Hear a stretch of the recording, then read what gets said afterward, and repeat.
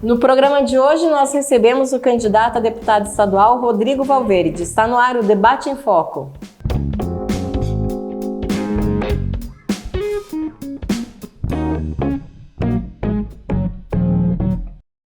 Nós recebemos hoje o candidato a deputado estadual, Rodrigo Valverde. Seja muito bem-vindo.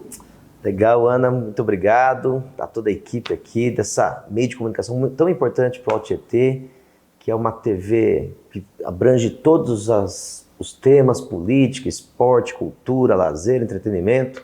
É muito rico o que vocês oferecem para a região. Prazer estar aqui, muito obrigado. A gente agradece. O senhor é ex-vereador por Mogi das Cruzes, ex-candidato a prefeito por Mogi, é mogiano, advogado, pai de família, né? Tem 2 filhos e começou na política muito cedo, né, candidato? Conta aí pra gente como que foi essa trajetória. Muito cedo, desde a infância.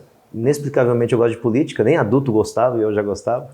Quando era uma tortura aqueles programas de 1 hora para minha mãe esperar a novela começar, eu torcia para não acabar. Gostava de ouvir os candidatos. Infância, não entendia nada, mas gostava. Torcia para o Lula, torcia para o Suplicy, para a Erundina. E depois, na década de 90, eu nasci em 78, em 92, 14 anos de idade, a mãe do meu melhor amigo foi candidata a vereadora pelo PT. E eu fui para a rua, brigava em casa para pedir voto para ela, brigava com os vizinhos, e consegui convencer muita gente, mesmo com 14 anos, muitos adultos votaram na mãe do meu amigo. Foi bem votado, não foi eleita na época, mas foi o primeiro contato assim que eu já, um mosquitinho azul picou e eu nunca mais me curei dessa doença. E desde lá, sempre militando, sempre no Partido dos Trabalhadores. E fui candidato, fui presidente do PT, fui o coordenador do PT de todo o Alto Tietê e fui eleito vereador. Fui candidato, um mandato muito positivo.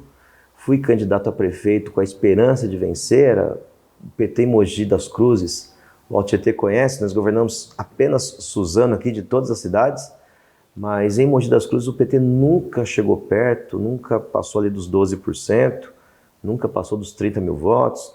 Foi a primeira vez que de fato o PT teve chance real de vitória, animou muito o público, foi uma esperança para muita gente e até para mim. Foram quantos votos? 34 mil votos. E eu me conformei ali que eu não iria para o segundo turno lá pelas 10 horas da noite do domingo, dia 15 de novembro de 2020. Ali caiu a ficha que eu não iria para o segundo turno, mas a gente foi decisivo. A nossa proposta, as nossas críticas, as nossas denúncias foi o que conscientizou a população que precisava mudar o grupo político. E um jovem, politicamente falando jovem, né? Pela internet, que era a moda, as pessoas estavam muito votando através da internet, sem o mundo real, sem pegar na mão, sem ouvir, sem olhar no olho. E aí o atual prefeito de Mogi, muito inovador nas campanhas digitais, conseguiu, mesmo sem conhecer a cidade, venceu o grupo anterior com a nossa ajuda, mas infelizmente não está indo bem, né? A cidade se arrependeu, mas a cidade também não tem saudade do prefeito anterior. E eu fui o terceiro a pedir para 2 prefeitos, o anterior e o atual. Então a gente está com muita esperança nessa eleição de 2022 que a gente seja aí o mais lembrado nas urnas na cidade de Mogi e talvez até no Alto Tietê. E em 2016, antes disso, o senhor foi vereador em Mogi, né? Sim. Quais foram as bandeiras que o senhor defendeu? 2016, Ana, nem gosto de lembrar muito, foi um ano terrível para o Partido dos Trabalhadores. Foi o ano do impeachment da Dilma e que já estava ali sendo construída a prisão do Lula, para impedir que o Lula fosse presidente em 2018. O ano de 2016 foi o auge do antipetismo. Imagina em Mogi, que já existe naturalmente o antipetismo. Então, se não fosse a nossa atuação nos movimentos populares da cidade, nos movimentos de moradia, a nossa relação com a cidade desde o nosso nascimento, sempre militando desde os 14 anos, se não fosse essa consistência do nosso trabalho, fatalmente a gente não seria eleito. Suzano, por exemplo, estamos aqui em Suzano, até 2016 tinha 5 vereadores do PT. Teve a eleição de 2016 e nós zeramos. Tivemos 0 vereadores do PT aqui em Suzano e até hoje permanece assim, infelizmente. Então, não foi fácil ser eleito naquele cenário de 2016.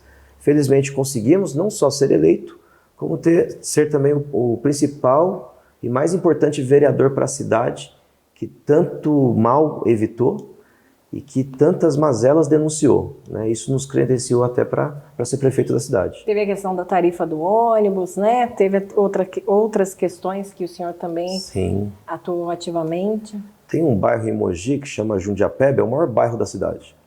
Ele também é distrito, mas a parte urbana dele, a parte densa, é o maior bairro da cidade. E tem uma transmissão de alta tensão por torres. E as casas ao entorno daquelas torres tinham um processo judicial que a gente ficava pedindo para a prefeitura intervir para defender aquela população, achar uma saída. E a prefeitura lavava as mãos e deixou o processo correr, e a gente tentando atuar para evitar. Aconteceu 61 reintegrações de posse lá. 61 famílias perderam a sua casa e eu filmei aquilo de madrugada, chorando.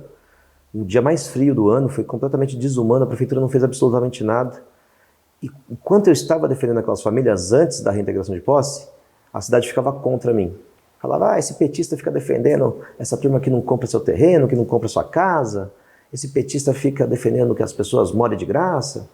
E eu falava ao contrário, mostrava a história das pessoas. Tinha gente que tinha escritura, tinha gente que tinha comprado de boa fé, etc, etc. Autorização da prefeitura para construir.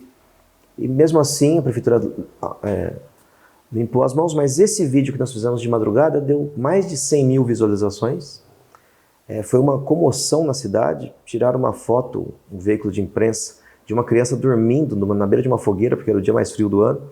E aí a cidade veio ao meu lado e ficou contra o prefeito. Só aí o prefeito interviu, suspendeu o processo, está suspenso até hoje, e mais de 2.000 famílias estão morando lá. Isso foi uma grande repercussão positiva para o meu mandato. Eu também consegui, nas ruas, na justiça e no parlamento, derrubar o aumento do IPTU. O prefeito foi obrigado a mandar um novo carnê, os mogianos lembram disso, isso também me deu muita repercussão positiva. No dia da votação eu fui carregado no colo lá pelas pessoas e saiu uma foto bonita na capa. Eu até usei essa foto na campanha, que é uma foto que foi o ápice, assim, acho que da minha carreira. Não sei se eu vou ter um outro momento igual a esse.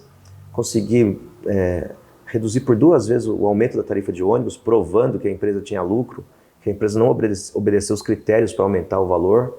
Conseguimos suspender a isenção de impostos de alguns grupos privilegiados lá, e a gente conseguiu convencer a população e a prefeitura que era um absurdo as grandes empresas não pagarem impostos e o povo todo pagando. Enfim, foram várias ações que nos credenciaram para ser prefeito. Eu acreditava na vitória, mas o antipetismo foi mais forte. Nossa conversa está muito boa, mas a gente vai dar uma paradinha para ir por um intervalo, já já a gente volta.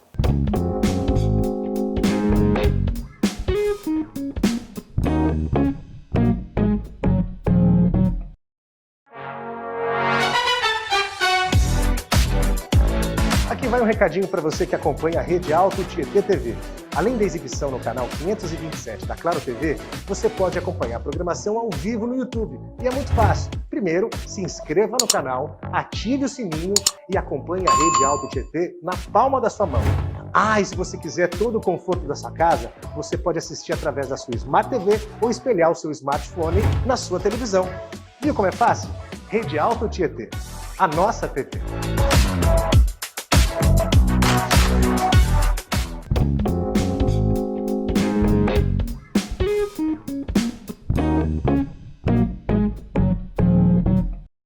Estamos de volta com o candidato a deputado estadual, Rodrigo Valverde, pelo PT. Rodrigo, a gente estava conversando agora da sua atuação na Câmara de Vereadores de Mogi das Cruzes. Você também foi assessor jurídico no Executivo, no Legislativo e também no Judiciário, né? Na minha adolescência, eu trabalhei no Judiciário com juízes, promotores, advogados.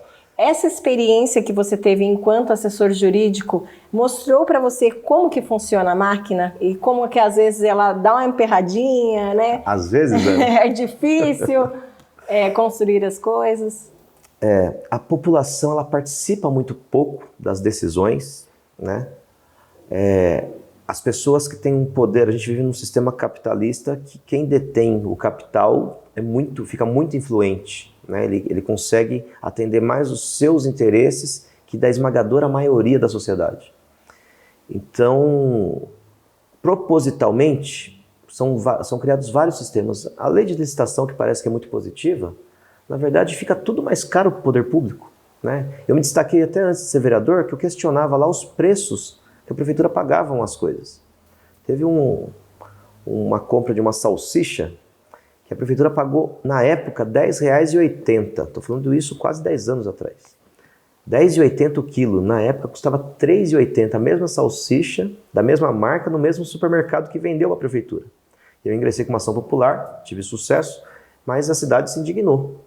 Então, são muitas coisas a serem mudadas e, para serem mudadas, precisaria da participação em massa da população.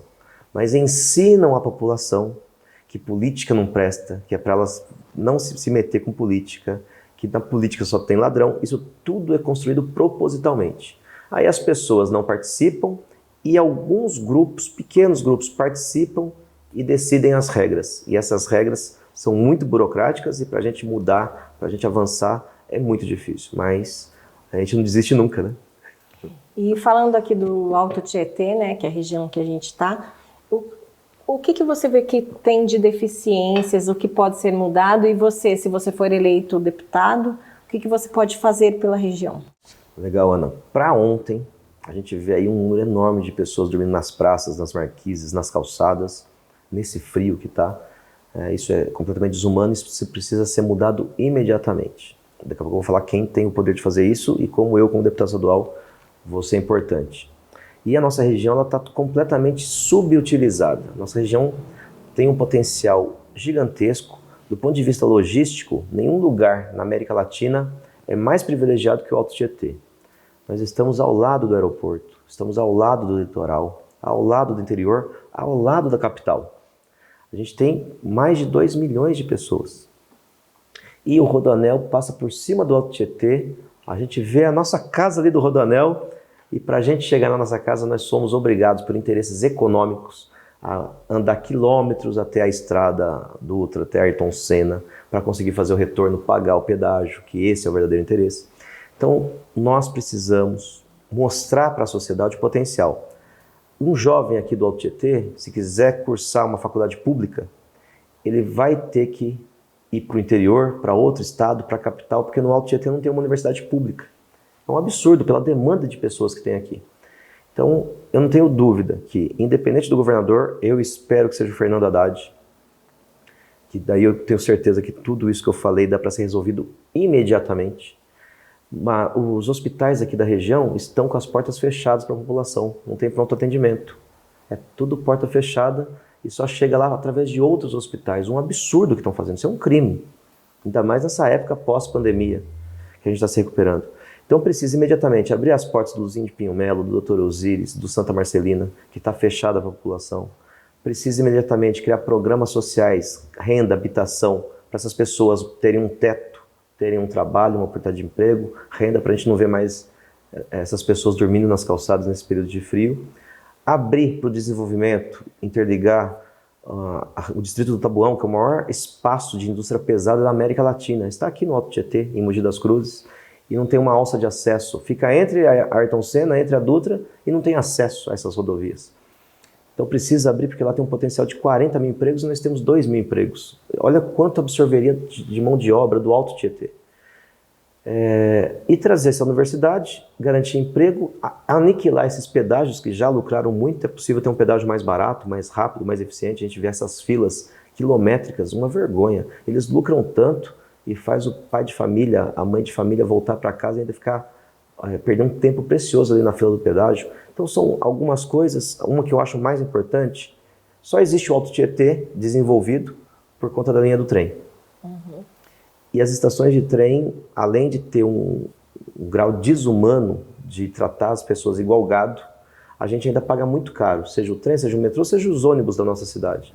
Eu quero questionar, igual eu fiz em Mogi na questão do transporte, eu quero, assim que for deputado estadual, no primeiro dia, oficiar e saber o quanto que arrecada por dia CPTM, metrô e ônibus, e eu tenho certeza que é possível convencer essas empresas para que a população pague uma única passagem e utilize os 3 transportes. E eles dividem os lucros, eu tenho certeza que vai ser o suficiente para garantir ainda lucro para eles manutenção e pagar os funcionários. Falamos então em educação, em saúde, em transporte, em relação à segurança. E geração de emprego. Geração de emprego. Que já garante uma boa parte da segurança. A gente vê o aumento da criminalidade conforme o aumento do desemprego, né? Então, uma massa desempregada, acontece o inevitável. As pessoas ficam desesperadas e fazem o que não querem. Então, a gente precisa trabalhar isso muito forte. Não estou dizendo que não precisa ter repressão. A gente tem um efetivo da polícia hoje, e isso não é rápido. A sua pergunta foi quando que a gente poderia fazer assim a curto prazo? Sim. Mas o que precisa também fazer, pelo menos em médio prazo, é aumentar o efetivo das polícias, deixar essas polícias comunitárias, tirar esse militarismo, porque a hora que a polícia interage com a comunidade, não fica aquele negócio de comunidade tendo a polícia como inimiga e a polícia tratando a comunidade com total preconceito. A gente não vê um jovem no centro da cidade sendo abordado com um grau de violência pela polícia, que é feito isso na periferia, longe da opinião pública. Então a gente precisa fazer com que a polícia seja humana, garanta a segurança da sociedade e ao mesmo tempo que trate todos os cidadãos com respeito. O efetivo hoje é metade do que era quando a população era menor. Hoje a população está maior e o efetivo está menor. Isso não se explica, é muita incompetência e parece que é um projeto do governo PSDB que fez um acordo com o crime organizado em 2006, lamentavelmente. Bom, nosso tempo está acabando. Então, vou pedir para o senhor deixar um recado aqui para os telespectadores, para o pessoal que está assistindo aqui a gente, que é da região do Alto Tietê. Legal, Ana. Toda a equipe aqui da rede Alto Tietê TV. Primeiro, agradecer o espaço. Segundo, me desculpar porque eu falo demais, Ana. Não, que isso. E terceiro, conscientizar as pessoas da importância do ano de 2022. 2022 vai estar no livro de história, vocês não tenham dúvidas. A gente vive um momento de um governo que negou a vacina, que o presidente da República fala que ele não se vacinou e não vai se vacinar, mas decretou o sigilo de 100 anos da sua carteira de vacinação. Será que ele não se vacinou? E por que tentar convencer a população de não se vacinar se está comprovado?